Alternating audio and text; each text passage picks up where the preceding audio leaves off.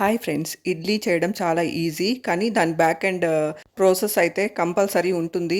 ఆ ప్రాసెస్ జరిగితేనే మనకి ఇడ్లీ ప్లేట్లోకి వస్తుంది. ఇక్కడ చూసారు కదా, ఇడ్లీ రైస్తో ఫస్ట్ అయితే బియ్యాన్ని నానపెట్టేసుకున్నాము. ఆ తర్వాత ఇడ్లీ పిండిని అయితే రుబ్బేసుకొని దీంతోనే ఇడ్లీ దోశ మల్టీపర్పస్గా రుబ్బేసుకున్నాను అనమాట నేనైతే.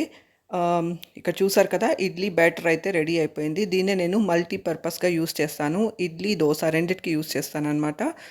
సాఫ్ట్గా వస్తాయి ఇడ్లీలు, దోశలు కూడా బాగా వస్తాయి అన్నమాట, సాఫ్ట్గా క్రిస్పీగా. ఇక్కడైతే నేను ఇడ్లీ దోశ రెండు చేస్తానన్నమాట. మా పెద్దోడికైతే ఇడ్లీ చట్నీ కాంబినేషన్తో బాగా ఇష్టం.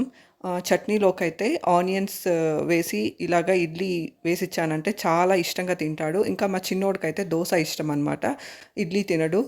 మా చిన్నోడికైతే దోశ అంటే చాలా ఇష్టం అనమాట.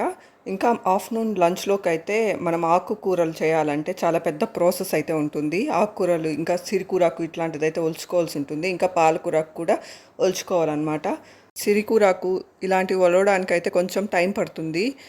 నాకైతే అన్నిట్లో కంటే కష్టం ఆకుకూర సిరికూరాకు ఒలవడమే అనమాట. ఎందుకంటే చాలా టైం అయితే తీసుకుంటుంది. ఇంకా పాలకూరాకు ఒలవడం అన్న ఈజీ, సిరికూరాకు ఇలాంటివి ఒలవడం కష్టం అనమాట. కొంచెం టైం అయితే తీసుకుంటుంది.